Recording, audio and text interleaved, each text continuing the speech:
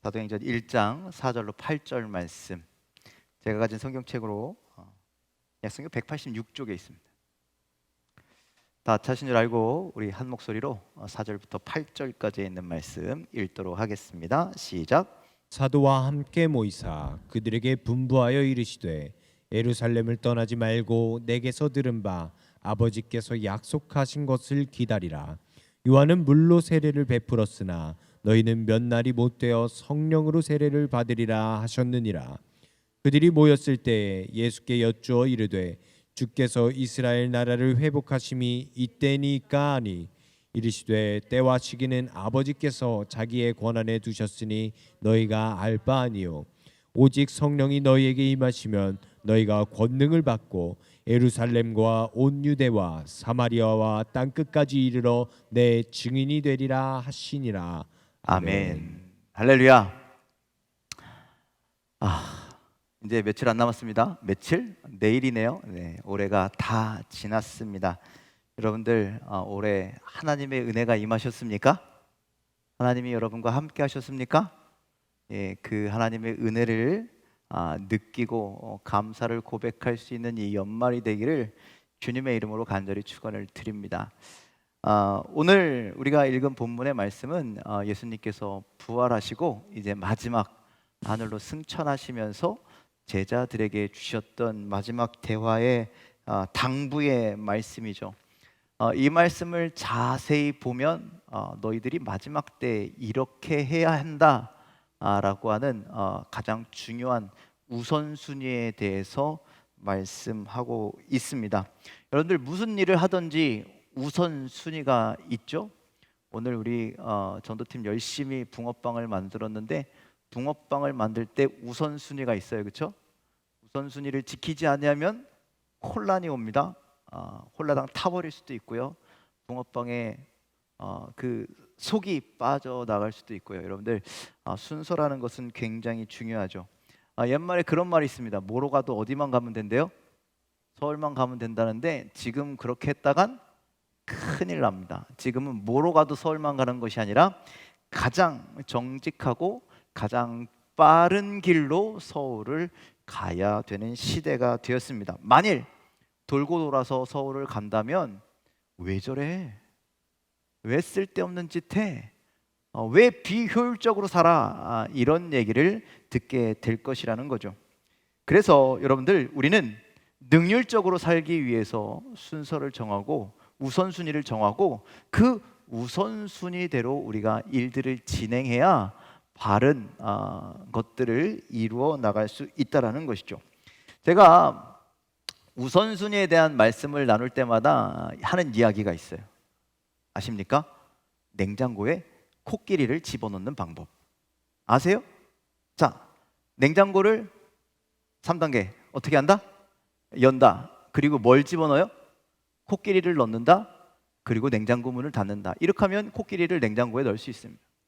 그런데 하마를 냉장고에 넣으면 어떻게 됩니까? 냉장고 문을 연다. 코끼리를 뺀다. 그리고 하마를 넣는다. 냉장고 문을 닫는다.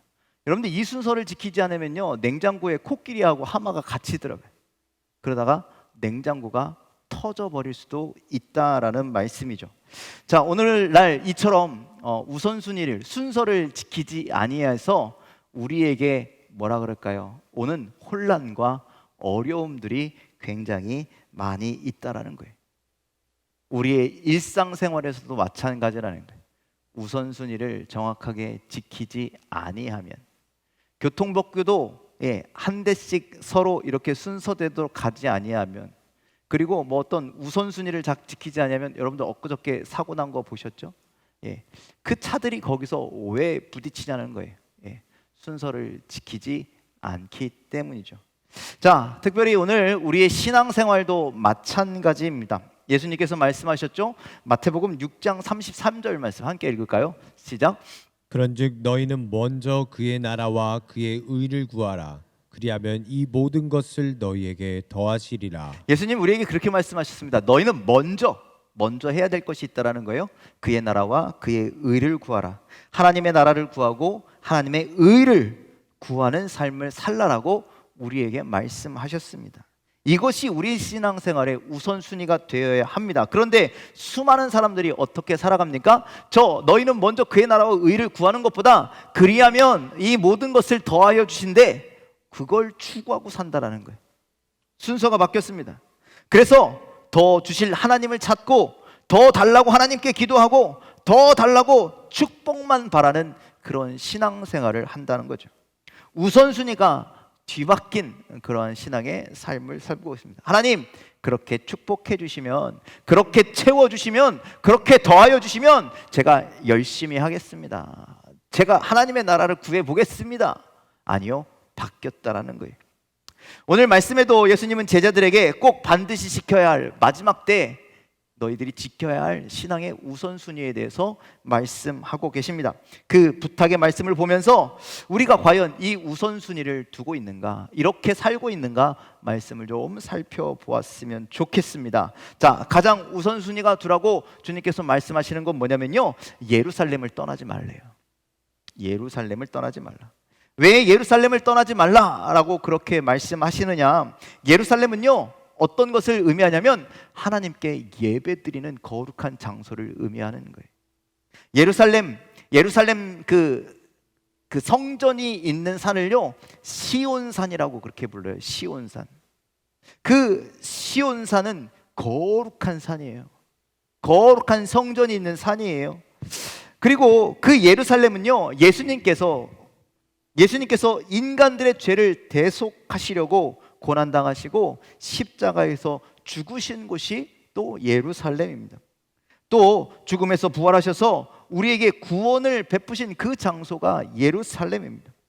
또 예수님께서 오늘 말씀에 성령을 받기 위해서 너희가 떠나지 말아야 할 장소가 어디라고 그러는 거예요? 예루살렘을 떠나지 말아라 라고 그렇게 말씀하십니다.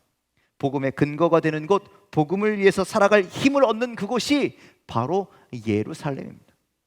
그래서 예수님께서 누가복음 10장에서 이런 비유를 말씀하셨어요. 어떤 한 사람이 예루살렘을 떠나 여리고로 가다가 강도를 만났다. 왜 여리고를 떠나 예루살렘으로 가다가 강도를 만나지 않고 예루살렘을 떠나 여리고로 가다가 강도를 만났습니까? 거기엔 다 이유가 있다라는 거예요. 떠나지 말아야 할 곳이기 때문에, 그곳을 떠나갔기 때문에 비유를 그렇게 드셨다라는 거예요. 예수님께서 십자가를 죽으셨을 때 예루살렘을 떠나 엠마오로 가던 제자들이 있었습니다. 예루살렘을 떠나던 그 제자들의 얼굴에는요, 근심이 가득했습니다. 수심이 가득했습니다. 심지어 영적인 눈도 닫혀버렸습니다. 그래서 예수님이 오신 것을 깨닫지 못했다라고 성경은 말씀하시죠. 그렇게 예수님은 예루살렘을 떠나지 말라라고 우리에게 말씀하시는 거예요. 그렇다면 우리가 떠나지 말라라고 하신 그 예루살렘은 도대체 어디일까요?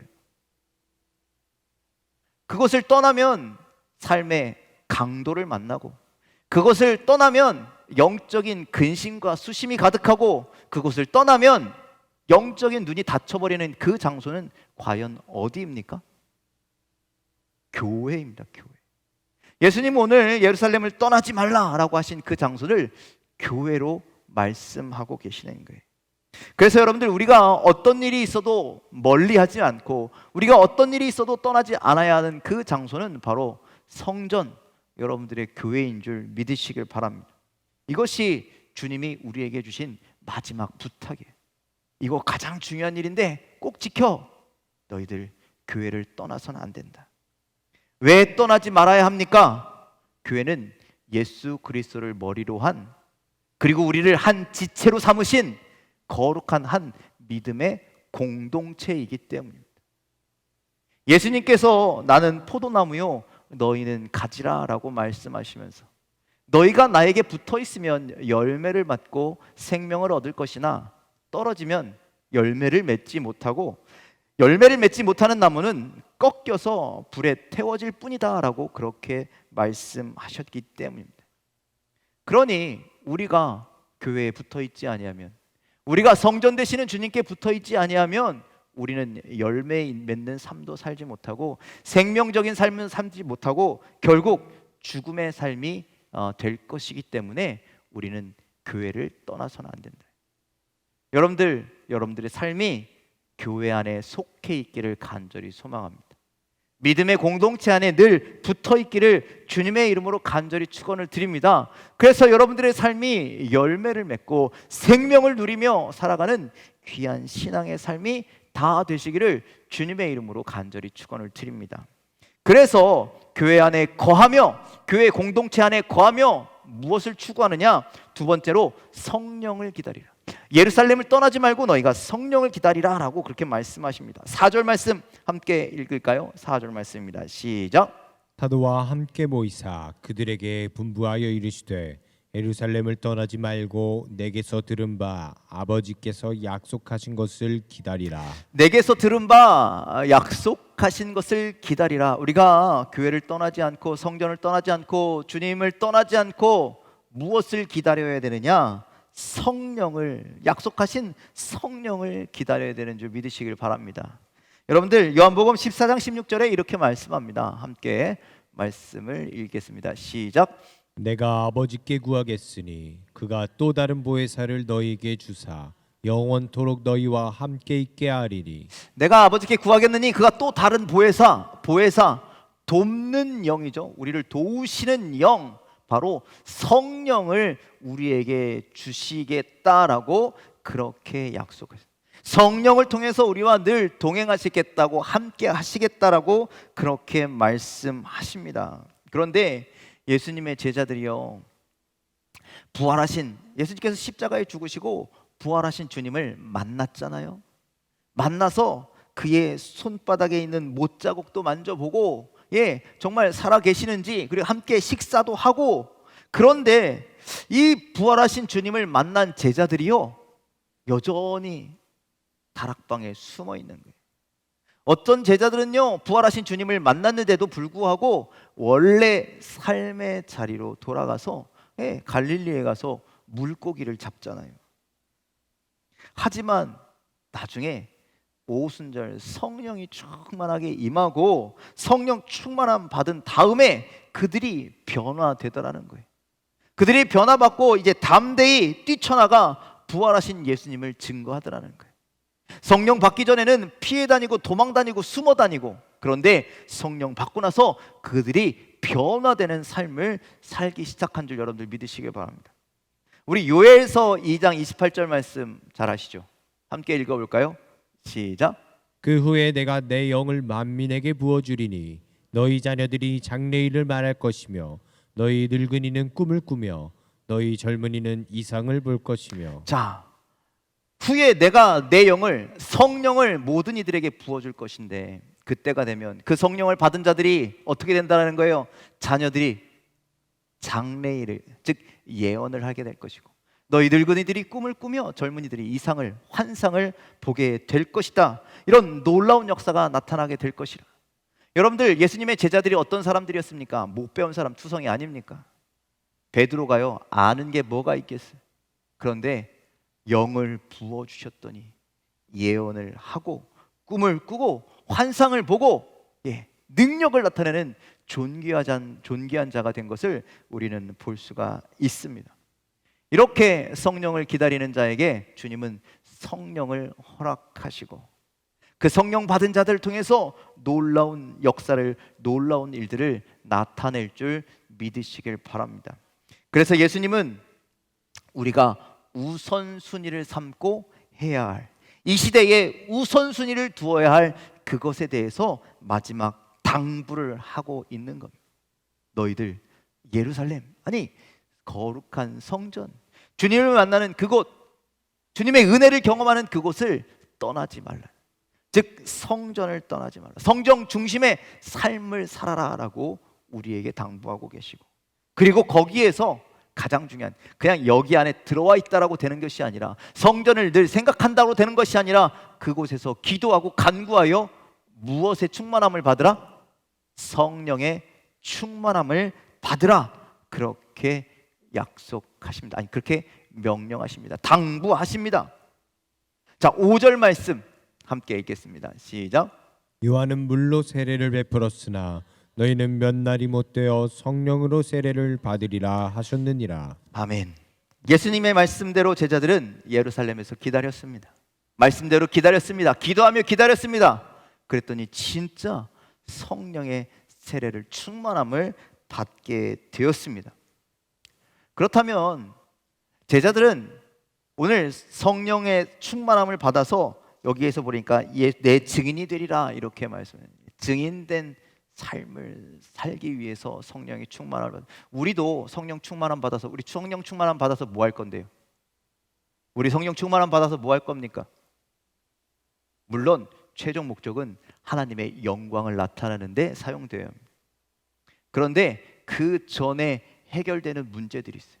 성령 충만함을 받아야 해결되는 문제들이 있어요. 자, 로마서 8장 9절 말씀은 이렇게 말씀합니다. 함께 읽을까요? 시작. 만일 너희 속에 하나님의 영이 거하시면 너희가 육신에 있지 아니하고 영에 있나니 누구든지 그리스도의 영이 없으면 그리스도의 사람이 아니라. 자, 그리스도의 영이 없으면 그리스도의 사람이 아니라. 그러면 반대로 누구든지 그리스도의 영이 있으면 어떤 사람이 된다라는 거예요? 그리스도의 사람이 돼. 즉 우리가 성령의 충만함을 받으면 그때부터 우리는 어떤 사람이 된다라는 거예요? 그리스도의 사람이 되는, 하나님의 사람이 된다라는 거예요. 여러분들 아무리 교회 막 다니고 모태신앙부터 다니고 세례를 받고 수많은 찬양을 하고 수많은 고백을 했을지라도 여러분들 그 안에 성령이 없으면 아무것도 아니라는, 그리스도의 영이 없으면 아무것도 아니에요. 그저 흉내내는 자에 불과하다라는 거예요. 우리 안에 영이 거하셔야만이 우리가 육신에 속한 자가 아니라 영에 속한 자거든요. 하나님의 자녀, 그리스도의 자녀, 참된 하나님의 사람이 됨을, 그리스도의 사람이 됨을 여러분들 기억하시길 바랍니다. 우리가 그렇게 얘기하잖아요. 하나님의 은혜가 없이는 한순간도 살 수 없었다고. 그 하나님의 은혜가 뭔지 아십니까? 성령이 나와 함께 하시는 은혜라는. 여러분들 뒤돌아보십시오. 우리가 이 세상에서 믿음으로 승리하려면 성령의 능력이 우리와 함께 해야 된다. 우리를 그냥 그 하나님의 은혜야라고 이렇게 퉁쳐서 얘기하지만 정확하게 얘기하면 성령의 역사가 없이는 우리가 한순간도 살아갈 수 없다라는 거예요. 그 힘과 능력이 없이는 단 하루도 우리가 그리스도의 사람으로 살 수가 없다라는 거예요. 성령이 없으면 그의 나라와 그의 의를 구하는 삶을 살 수가 없다라는 거예요. 성령이 없으면 우리는 매일매일 영적인 싸움에서 져서 나와 나의 풍요와 나의 편안함과 나의 만족을 위한 삶을 살아가게 될 것이라는 거예요. 그러면 어떻게 되겠습니까? 성령 없이 내가 그렇게 패배하며 살면 어떻게 되겠습니까? 요한복음 3장 5절 말씀 함께 읽겠습니다. 시작. 예수께서 대답하시되 진실로 진실로 내게 이르노니 사람이 물과 성령으로 나지 아니하면 하나님의 나라에 들어갈 수 없느니라. 성령 충만함으로 우리가 변화되지 않고 성령에 의지하여 살아가지 않는다면 그 사람은 하나님의 나라에 들어갈 수 없느니라. 왜? 이 세상에서 내 욕심대로 살 거니까요. 영적으로 살지 아니하고 하나님의 그리스도의 사람으로 살지 않게 될 테니까요. 그래서 우리에게 필요한 것이 성령의 충만함이라는 말씀입니다. 그런데 우리가 기독교인, 그리스도인, 그렇게 믿음의 사람이라고 밖에 나가서 그렇게 이야기하면서 우리는 하나님이 아닌, 우리는 예수님이 아닌, 우리는 교회가 아닌 다른 것에 혹시 관심을 들고 살아가지는 않으셨습니까? 세상 사람들이 추구하는 것을 추구하고 세상 사람들이 가지고 싶어하는 것들에게 욕심을 내고 세상 사람들이 살아가는 방법으로 똑같이 살아가는 전혀 그리스도인다우지 않은 그런 모습으로 살아가고 계시진 않으셨습니까? 여러분들의 지난 한 해를 돌이켜 보십시오. 나는 어떻게 살았는지, 나는 성령의 충만함으로 살았는지, 나는 그리스도의 사람다운 모습으로 살았는지, 성령을 간구하며 성령의 능력으로 하루하루를 살았는지 여러분들의 모습을 돌아보시길 간절히 소망합니다. 그리고 가장 걱정인 것은 많은 사람들이 예루살렘을 떠나고 있다는 거예요. 예수님이 예루살렘을 떠나지 말아라 라고 이야기하는데 제자들도 떠나고 수많은 사람들이, 그 마가의 다락방에서 맨 처음에는 수많은 많은 사람들이 모여 있었는데 점점 떠나더라. 지금 이 시대에도 점점 떠나가고 있다라는 거예요. 예루살렘을 떠나가고 교회를 떠나가고. 우리 그 얘기 듣잖아요. 가나안 성도 안 나가. 거꾸로 교회에 안 나가는 성도들, 무늬만 그리스도인. 가나안 성도 말고 요즘에는 온라인 성도들이 늘어나고 있는 추세입니다. 그저 영상으로 교회에서 송출해주는 그것으로 만족하고 성전은 찾지 않는, 그러면서 나는 예배 드렸다라고, 그러면서 나는 하나님의 사람이라고 그렇게 예배하는 자들. 교회 밖에서 주는 기쁨과 교회 밖에서 주는 어떤 만족과 이런 것들을 쫓는 사람들. 우리가 얼마 전에 우리 강림절 때 말씀을 잠깐 나눈 말씀인데, 여러분들 히브리서 10장 25절 말씀 함께 읽을까요? 시작. 모이기를 패하는 어떤 사람들의 습관과 같이 하지 말고 오직 권하여 그날이 가까움을 볼수록 더욱 그리하자. 주님이 가까이 오시는 그 강림의 날, 재림의 날이 가까이 올수록 우리는 모임을 패하는 자들의 습관처럼, 그 사람들의 모습처럼 살지 말아야 하는데, 그런데 점점점 모이기를 귀찮아하고 성전 찾는 일을 힘들어하고, 여러분들 모여도요 빨리 어떻게 하면 갈까 그 생각만 하고요. 여러분들 교회 밖에서 세상 속에서 열심을 다하려 하는 사람들이 점점 늘어나고 있다라는 거죠. 여러분들 연말 되니까 분주하시죠? 바쁘시죠? 또 힘드시죠? 관심 갖는 것도 많고 하고 싶은 것도 많고 소망하는 것도 많죠. 그런데 여러분들, 우리가 해야 할 일 중엔 우선순위가 반드시 있습니다. 예수님의 제자들에게 지금 가장 급한 우선순위는 예루살렘을 떠나지 않는 거예요. 주님의 품을 떠나지 않는 것이었습니다. 그리고 주님께서 주시기로 한 약속하셨던 성령을 기다리는 거였어요. 그리고 그 성령의 충만함을 받아서 세상을 이기며 성령의 능력으로 예수님의 증인된 삶을 사는 것입니다. 그것이 가장 시급한 문제예요. 마찬가지로 오늘을 살아가는 우리 성도들에게도 우선순위가 동일합니다. 이 마지막 시대에 우리가 성전을 떠나서는 안 됩니다. 성전 안에 주님 안에 거하시기를 간절히 소망합니다. 그래서 이곳에서 성령의 충만함을 받으시기를 간절히 소망합니다. 그 성령의 능력으로 이 세상을 이기는 자들이 되기를 간절히 소망합니다. 우리에게 주신 사명을 감당하는 성도들 되기를 간절히 소망합니다.